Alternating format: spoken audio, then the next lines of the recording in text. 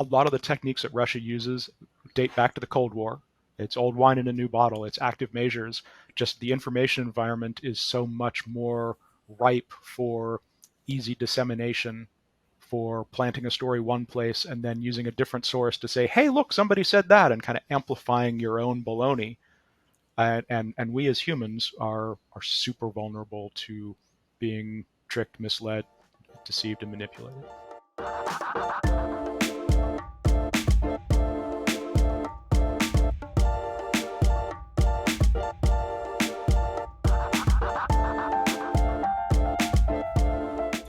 Welcome to Needle Stack, the podcast for professional online research. I'm your host, Matt Ashburn, and I still remain skeptical even when something seems believable.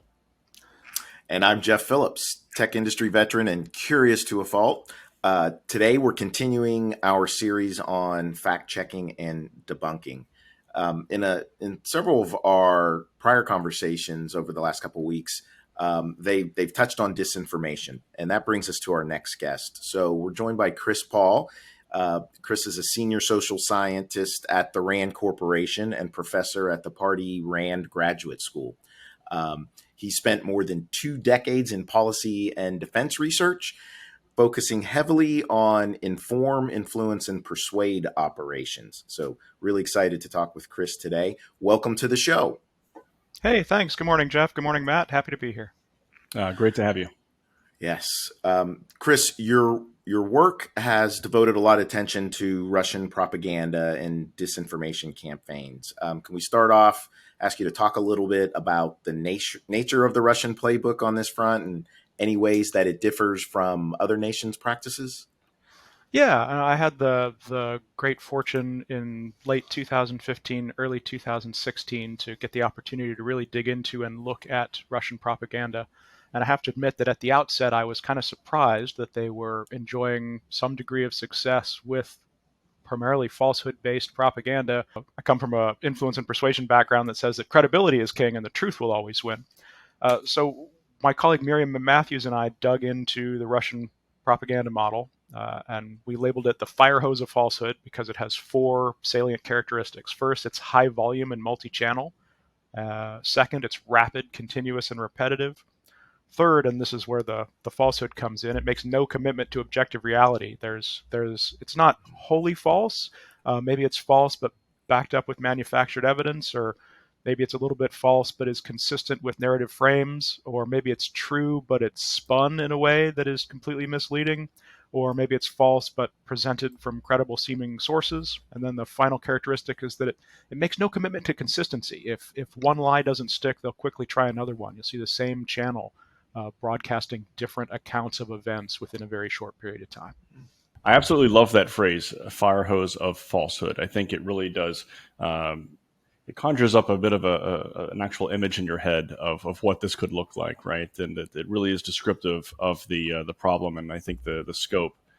I'm curious, how much of this is Russia being really good at what they do in their tradecraft to promote this propaganda, and how much of it is maybe the vulnerability of our populations with the tendency in human nature to digest information in different ways?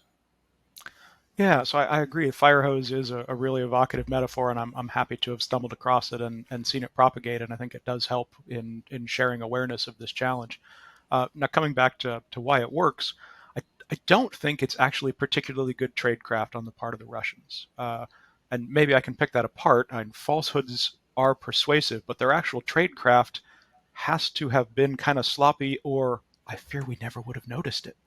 And honestly, if they were actually more subtle about this, if they were actually good at it, they could have had better linguistic skills, a softer touch, and it might have taken us a lot longer to notice it. Whereas in early 2016, we could look at things they'd been doing since the 2008 incursion in Georgia and some of the other things that have happened and kind of pick out what they were doing.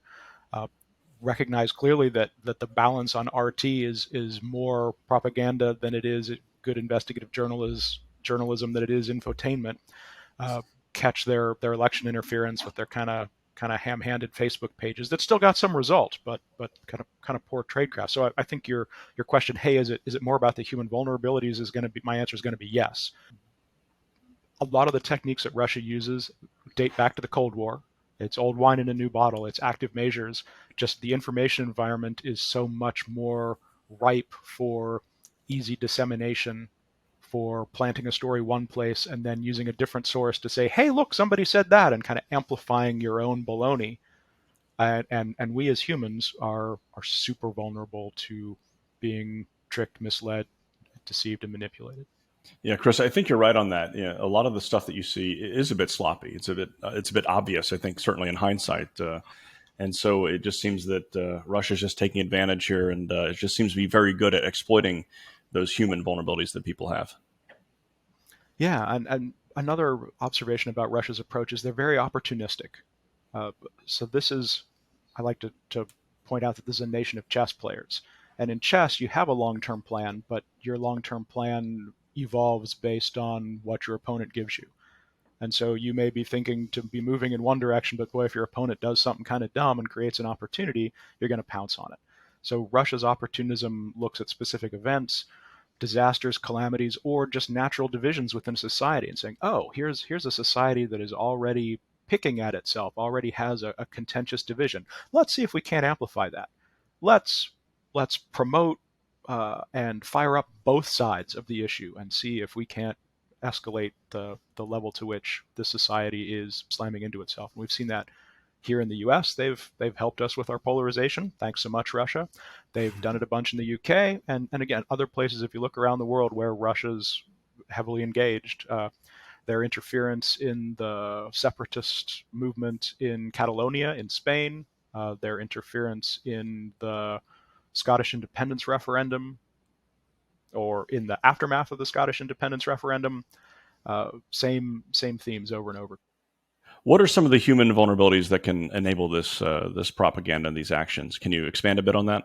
Going through the list of Russian fire hose of falsehood characteristics, starting with high volume and multi-channel, quantity has a quality all its own. The social psychology research shows that the more often you've heard something, it's in your brain, it's in recall, the more likely you are to believe it.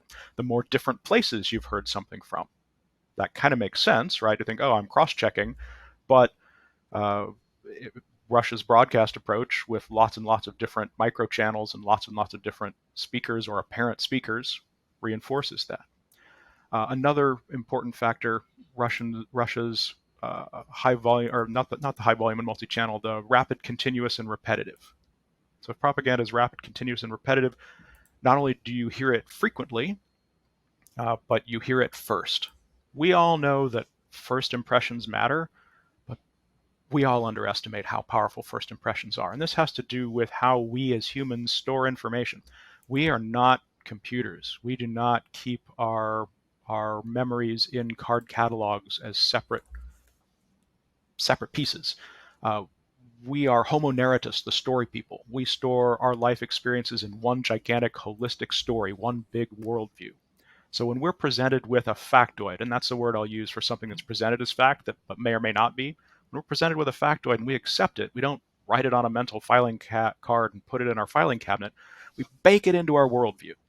And so then if someone else comes along 6 minutes, 6 hours, 6 days, 6 weeks later and tells us, hey, that factoid, that wasn't actually the case, they're not asking us to go to a filing cabinet and take and tear up one card.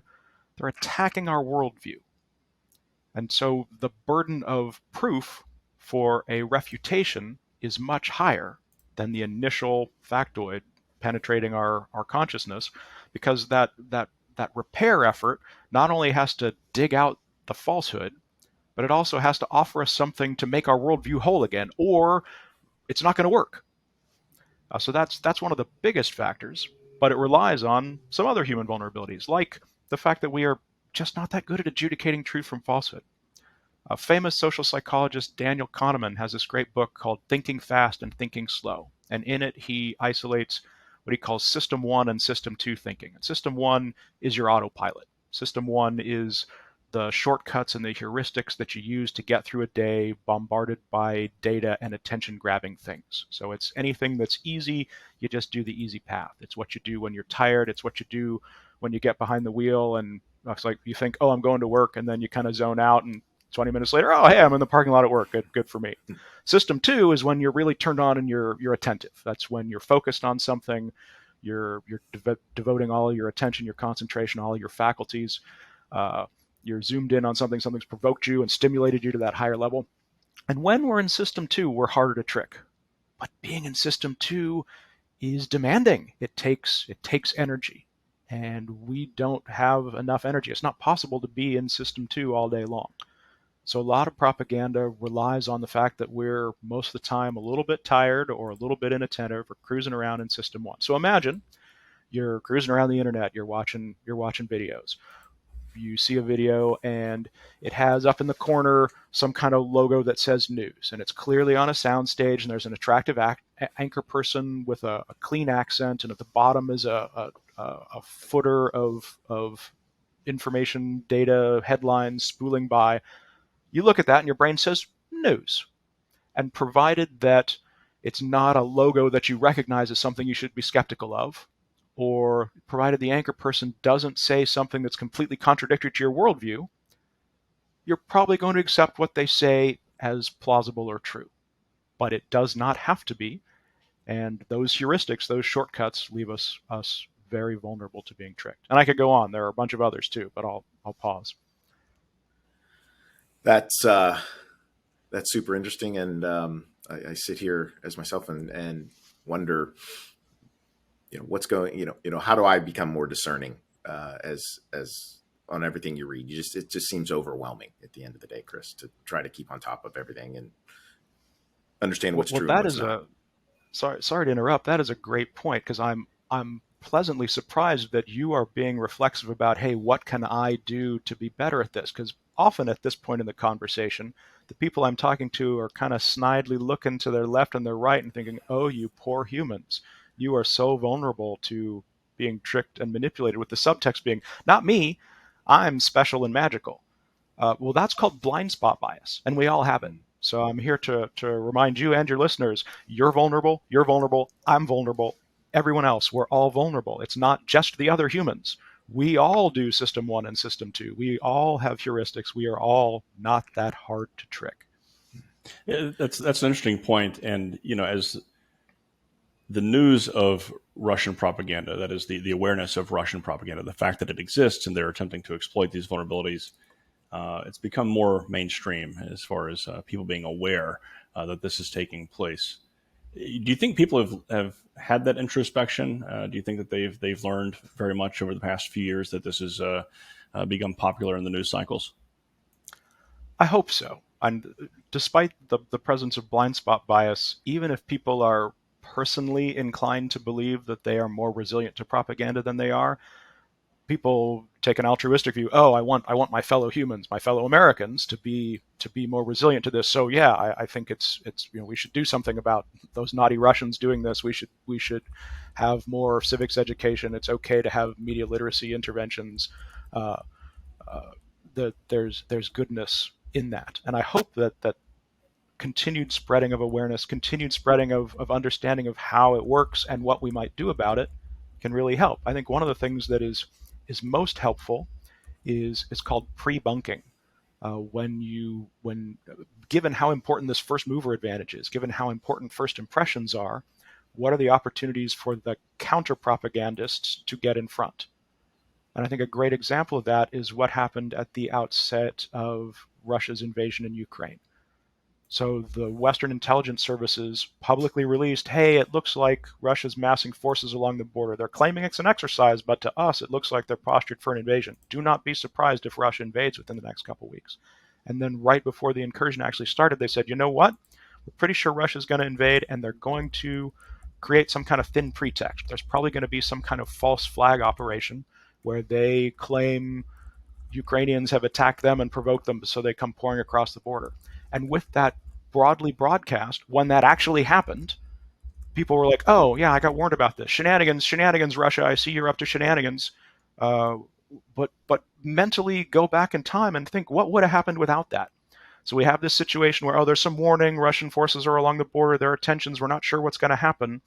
Silence, and then Russia is claiming that Ukrainian forces in eastern Ukraine shelled their positions across the river. In immediate response, and it's like, oh, ambiguity, uncertainty, I don't know what happened. Whereas with the forewarning, you know what happened. You believe the true story. Well, speaking of being better, if I switch this back to what's going on in the Ukraine, we also have a midterm election coming up, and we've talked a lot about how good Russia is in information warfare. Or I guess my question would be: have the Ukraine and the U.S. for that matter, have we evolved our information operations over the last, say since 2016, when people like me became aware that Russian was very good at this during that election? But have the Ukraine and U.S. evolved their information operations over the last couple of years, or even since the invasion in Ukraine?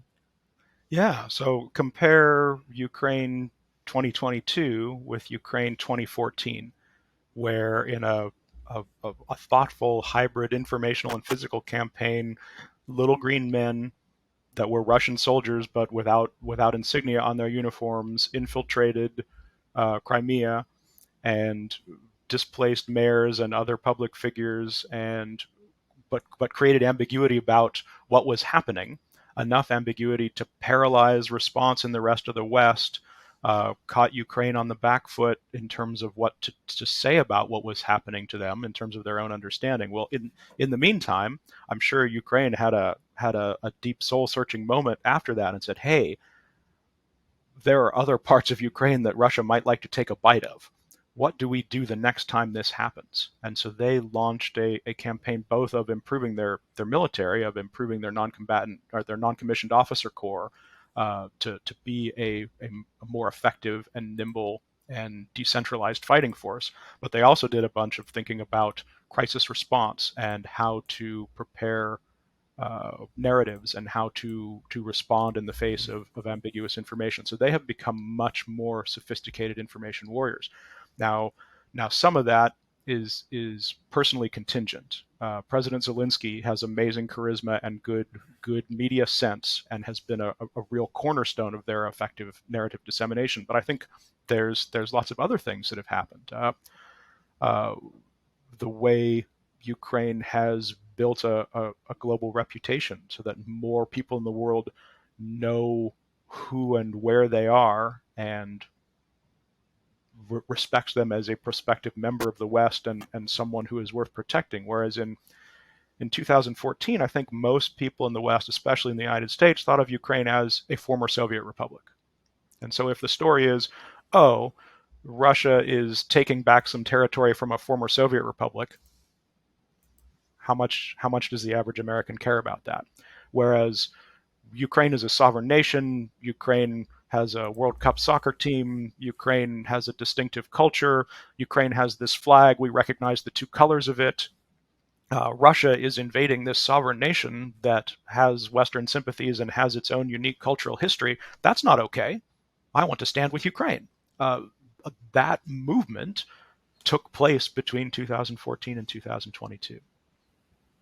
Yeah, that's an important note, right? There's incredible amount of marketing skill and crisis response in 2022 that we've seen from Ukraine. It's just really, really cool to see. And then some of the things, the the use of memes. Authoritarian governments hate being mocked, and so the use of kind of aggressive humor, it does two things. And it also solidifies identities, because when you see something funny, you are either laughing with or you're laughing at. And so this thing we were just talking about, identifying with Ukrainians, when you see one of these great Ukrainian farmer tractor and tank memes, you're like, ha ha ha, evil, bad, nasty Russians, ha ha ha, funny, clever, like me, funny, clever Western Ukrainians. Okay. Ukraine's efforts have been incredibly powerful, right? You know, you can go from neighborhood to neighborhood in the U.S. at least, and you see Ukrainian flags all over the place, even at locations or in residences where people may have no formal affiliation with Ukraine, but they're supporting the effort in part because of the very effective communication and information operation. So it's been a great success. Yeah, just so. I certainly see Ukrainian flags in my neighborhood as I walk around, and I've had colleagues tell me about their Ukrainian relatives and how their Ukrainian ancestors. And it's interesting because I bet they had these same relatives and ancestors in 2014. So why is it more salient now? And it's because it's been made salient because these efforts Yeah. have been put in place to Yeah, and move I think things. the use of the term meme is very appropriate there, and that it was derived originally from something that is viral in nature, and so that certainly applies in this case. I wanted to go back to something that you mentioned earlier, which is helping other people be better, right, and helping them to become better at this stuff. As we start to wrap up here, is there any advice that you would give for fact checkers or professionals or even consumers to help battle propaganda efforts by adversaries? Yeah, I'm hugely supportive of fact checking efforts, citizen fact checking efforts. Bellingcat, the toolkits they make available to help amateur fact checkers become more professional. But I guess based on the research that I've done, the advice that I would offer to fact checkers is the truth doesn't have magical properties. So while it's important to ferret out the truth, you also have to think about the human psychology. How are you going to get your factoid, which happens to be true, to propagate and spread amongst your so things like the first mover advantage, and boy, in fact checking, it's really hard to have the first mover advantage because a liar that makes something up is always going to have the scoop. They're always going to be first. If something didn't happen and they tell a story about it, there's no way you can get ahead of that. But recognizing that disadvantage, if you are debunking rather than pre-bunking, what can you do to help humans repair their worldview with the new information? So it's not just, hey, here's what actually happened. It has to be more than that. Here's what was done and said and why it isn't true. Here are the techniques that are involved. Here is what actually happened. Here's how you should think about that. And then it's an opportunity to speculate a little bit.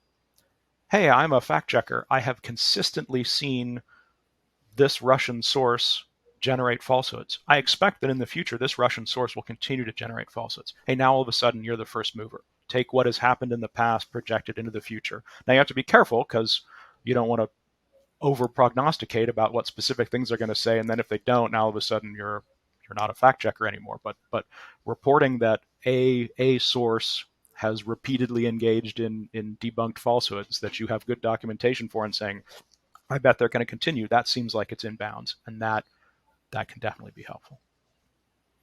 Those are certainly good insights, and appreciate you being here today, Chris. So thanks again to our guest, Chris Paul.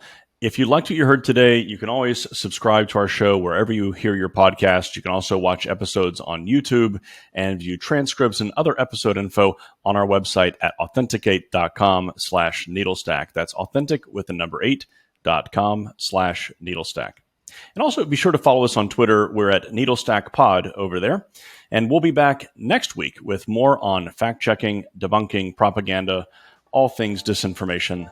We'll see you then.